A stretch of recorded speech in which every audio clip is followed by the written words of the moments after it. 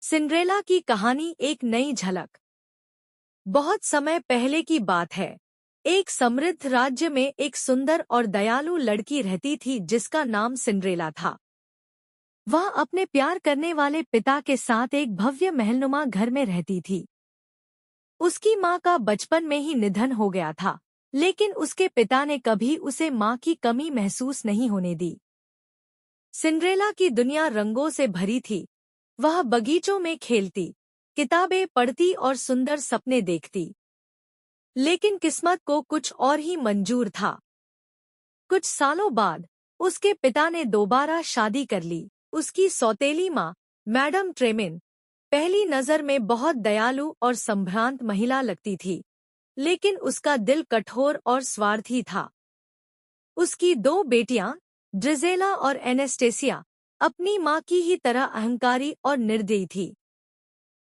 कुछ ही समय बाद सिंड्रेला के पिता व्यापार के सिलसिले में दूसरे शहर गए, लेकिन दुर्भाग्यवश वहां बीमार पड़ गए और उनका निधन हो गया। यह खबर सुनते ही सिंड्रेला का संसार उजड़ गया। अब उसके जीवन का एक अंधकारमय अध्याय शुरू हो चुका था। सौतेली माँ ने उसे घर की एक नौकरानी बना दिया। सुबह से रात तक वह घर के सारे काम करती, फर्श साफ करना, बर्तन धोना, खाना बनाना, कपड़े धोना। ड्रिजेला और एनेस्टेसिया ने उसे ताने मारने में कोई कसर नहीं छोड़ी। वे उसे सिंड्रेला कहकर चिढ़ाने लगी, क्योंकि वह हमेशा चूल्हे की राख और धूल से भरी रहती थी। लेकिन सिंड्रेला ने कभी हार नहीं मानी। उसके सपने अभी भी जिंदा थे। एक दिन पूरे राज्य में घोषणा की गई कि राजकुमार अपने लिए दुल्हन की तलाश में एक भव्य नृत्य समारोह, बॉल, का आयोजन कर रहे हैं और राज्य की सभी युवतियां इसमें आमंत्रित थीं। सिंड्रेला का दिल खुशी से झूम उठा। शायद यह मेरी जिंदगी बदलने का मौका है, उसने सोचा। लेकिन सौतेली माँ और बहनों ने उसका मजाक उड़ाया। तुम वहां क्या करोगी? राजकुमार को नौकरानियां पसंद नहीं। हालांकि सौतेली माँ ने झूठी सहानुभूति दिखाते हुए कहा, अगर तुम सारे काम खत्म कर लो और कोई अच्छा सा पहनावा ढूंढ लो तो जा सकती हो। सिंड्रेला ने जी-जान लगाकर सारे काम खत्म किए। उसने अपनी माँ का पुराना सुंदर गाउन निकाला और उसे खुद ही सिला और सजाया। लेकिन ड्रिजेला और एनेस्टेसिया को यह पसंद नहीं आया। उन्होंने उसकी ड्रेस फाड़ दी और ठहाके लगाते हुए बॉल में चली गईं। सिंड्रेला का दिल टूट गया। वह रोते हुए बगीचे में चली गई। जैसे ही वह फूट फूट कर रो रही थी, एक रहस्यमयी प्रकाश की किरण चमकी। जब उसने ऊपर देखा तो उसके सामने एक दयालु और चमकदार परी खड़ी थी, फेरी गॉडमदर। डरो मत मेरी प्यारी बच्ची, परी ने कहा, तुम भी बॉल में जाओगी। परी ने अपनी जादुई छड़ी घुमाई और एक कद्दू एक शानदार स्वर्णिम रथ में बदल गया। चूहे सुंदर घोड़े बन गए। सिंड्रेला की फटी पुरानी ड्रेस एक चमचमाते सुनहरे गाउन में बदल गई और उसके पैरों में कांच के जूते आ गए। पर याद रखना, परी ने चेतावनी दी, आधी रात को जादू खत्म हो जाएगा।